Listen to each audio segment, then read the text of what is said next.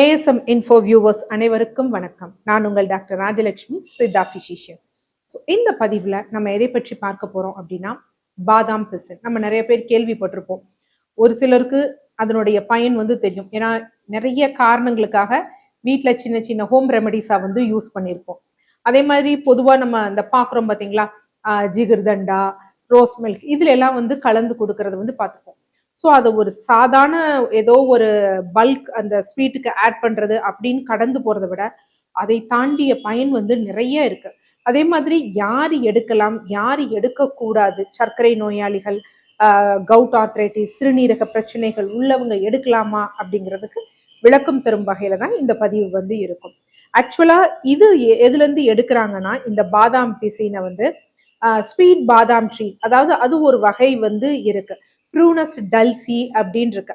அந்த மரத்தோட இதுல இருந்து எடுக்கக்கூடிய அந்த ஒரு சின்ன என்ன சொல்றது, ஒரு பிசின் மாதிரி வரக்கூடியதுதான் இந்த பாதாம் பிசின். ஸோ நம்ம முருங்கை மரத்துல எல்லாம் எப்படி வருமோ அதே மாதிரி என்ன அப்படின்னு பாத்தீங்கன்னா, இந்த ஸ்வீட் ஆல்மண்ட் மரத்துல இருந்து வரக்கூடியது. ஸோ இதுக்கு நிறைய இருக்கும். பட் நமக்கு வைடா தெரிஞ்சது என்ன அப்படின்னு பாத்தீங்கன்னா, இது நல்ல உடம்புக்கு குளிர்ச்சி தரக்கூடிய ஒரு விஷயம் அப்படிங்கிறது நமக்கு தெரியும். ஸோ இது பாத்தீங்கன்னா நல்ல ஒரு கூலண்டா இருக்கும், தோலுக்கு நல்லது, முடிக்கு நல்லது, எலும்புகளுக்கு நல்லது. இந்த மாதிரி பல பயன்கள் இருக்கு. ஆண்களுக்கு பொறுத்த வரைக்கும் என்ன அப்படின்னு பாத்தீங்கன்னா, விந்து எண்ணிக்கை குறையா இருக்கிறவங்களுக்கு, பாடி ஹீட் அதிகமாக இருக்கிறவங்க, அதே மாதிரி அல்சர் இருக்கு பாத்தீங்களா, அந்த பேஷண்ட்ஸ், இது மாதிரி பலருக்கு என்ன அப்படின்னா, இது ஒரு ஹோம் ரெமடியா பயன்படுத்தக்கூடிய ஒரு விஷயம்.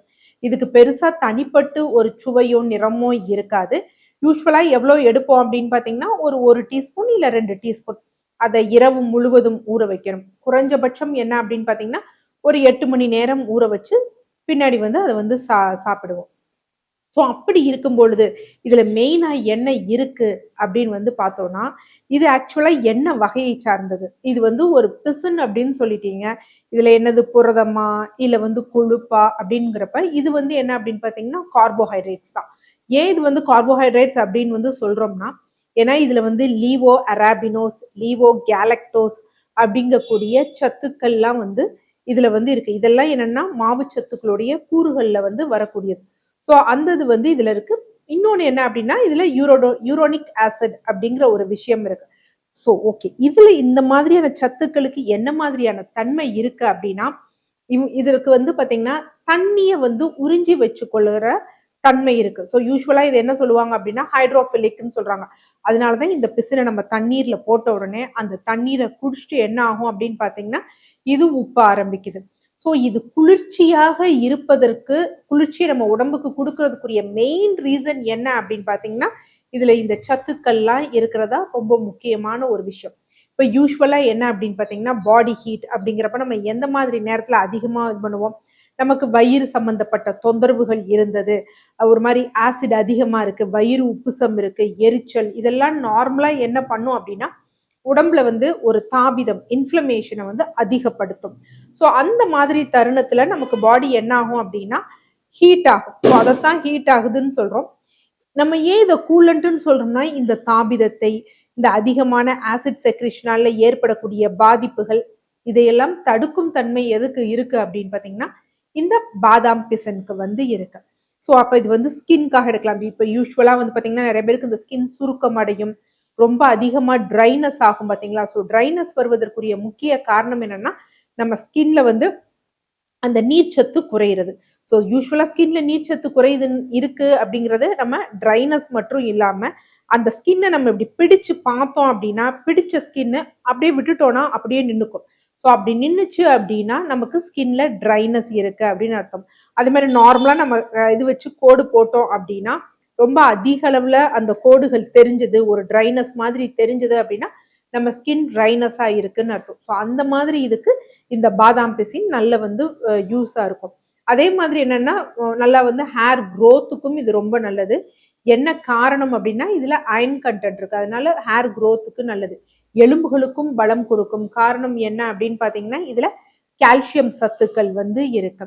ஸோ அல்சர் இருக்கிறவங்களுக்கு இது என்ன பண்ணும் அப்படின்னா, யூஸ்வலா அதிகமாக ஆசிட் செக்ரிஷன் இருக்கிறனால நம்ம வயிற்று பகுதிகளில் உள்ள சளிச்சவ்வு சேதமடையும். ஸோ அதுதான் அல்சர் புண்ணு அப்படின்னு சொல்லுவாங்க. ஸோ அதை வந்து இந்த பாதாம் பிசின் ஒரு கோட்டிங் மாதிரி கொடுத்து ஃபர்தரா வந்து அதை டேமேஜ் ஆகாம இல்ல அந்த செரிமானம் ஆகிறப்ப ஆசிட் இருக்கு பாத்தீங்களா, அதனால பாதிப்படையாமல் இருப்பதற்கு வந்து இந்த பாதாம் பிசின் வந்து ரொம்ப யூஸ்ஃபுல்லா இருக்கும். இப்ப இந்த மாதிரி ஒரு இதுக்கு எல்லாத்துக்கும் சேர்ந்து எடுக்க ஒரு சிங்கிள் ட்ரிங்க் வந்து பார்ப்போம். இது எல்லாத்துக்குமே நம்ம யூஸ் பண்ணலாம்னா எப்படி யூஸ் பண்ணலாம் பாதாம் பிசின். ஸோ அப்ப என்ன பண்ணணும் அப்படின்னா, பாதாம் பிசின் நல்லா ஒரு 8 மணி நேரம் இரவு முழுவதும் ஊற வச்சிடணும். ஊற வச்சது எவ்வளோ எடுத்துக்கணும் அப்படின்னு பார்த்தீங்கன்னா, ஒரு 3 டீஸ்பூன் தான் எடுக்கணும். இது கூட என்ன அப்படின்னு பார்த்தீங்கன்னா, சப்ஜா விதை இருக்கு பார்த்தீங்களா, ஸோ அதை வந்து சப்ஜா விதை அப்படிங்கிறது இந்த திருநீற்று பச்சிலை இருக்கு பார்த்தீங்களா, அதனுடைய விதைகள். ஸோ அது வந்து ஊற வச்சது, அதுவும் எவ்வளோ அப்படின்னு பார்த்தீங்கன்னா ஒரு 3 டீஸ்பூன் வந்து எடுக்கணும். இது ரொம்ப நேரம் ஊற வைக்கணும் அப்படிங்கிற அவசியம் இல்லை. ஒரு 20 30 நிமிடம் ஊற வச்சா வந்து போதுமானதா இருக்கும். இதனுடன் என்ன அப்படின்னு பார்த்தீங்கன்னா, நார்மலா நம்ம பதநீர் இருக்கு பார்த்தீங்களா, பதநீர் இல்ல நன்னாரி நீர் இது எடுத்துக்கலாம். இது எவ்வளோ எடுத்துக்கலாம் அப்படின்னு பார்த்தீங்கன்னா, நல்லா 1 கப் வந்து எடுத்துக்கணும். ஸோ அதனுடன் என்ன அப்படின்னு பார்த்தீங்கன்னா, ஒரு அரை எலுமிச்சையை வந்து அதுல பிழிஞ்சு விட்டுக்கணும்.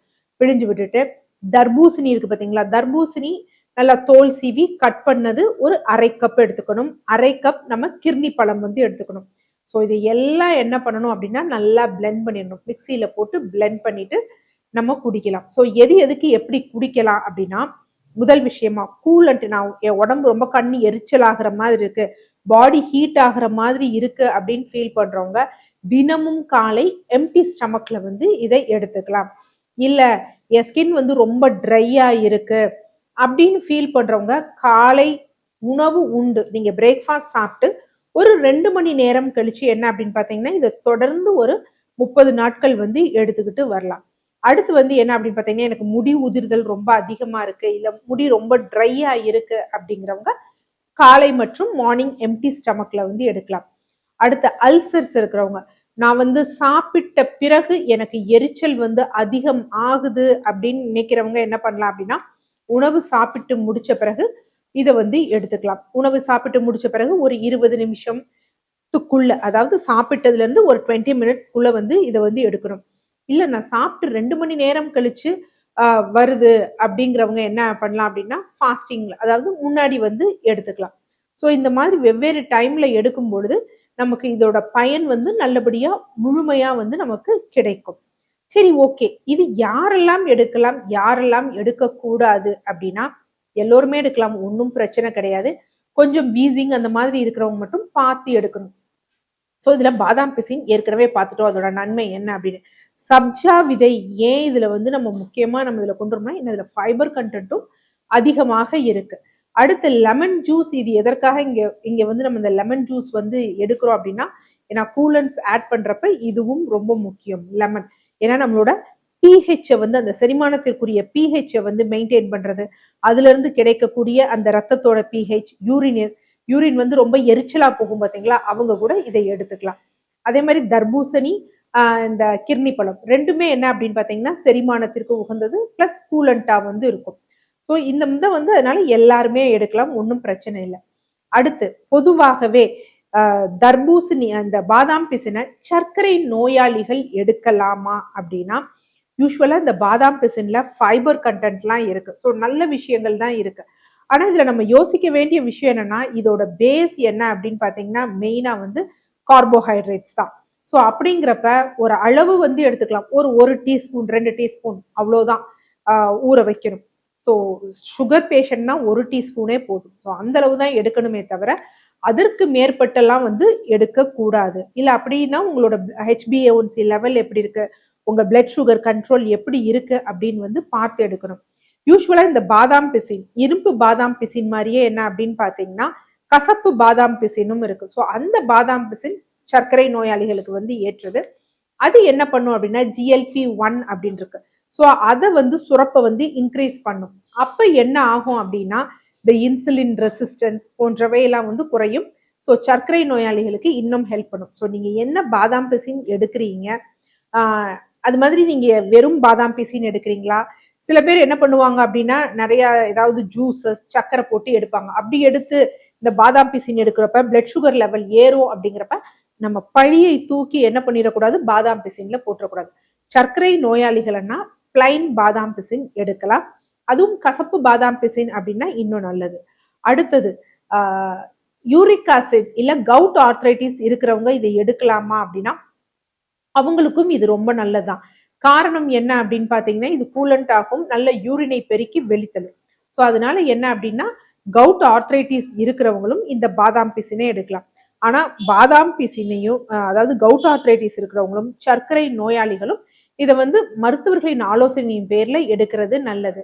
அடுத்து முடக்குவாதம் நோயாளிகள் இருக்கிறவங்க எடுக்கலாமானா அவங்க எடுக்கக்கூடாது. என்ன காரணம்னா நார்மலாவே அவங்க கொஞ்சம் கூலண்டா இருக்கக்கூடிய உணவுகளை குளிர்ச்சி தரக்கூடிய உணவுகளை தவிர்ப்பது நல்லது. ஸோ அந்த மாதிரி இருக்கிறவங்க எடுக்க வேண்டாம்.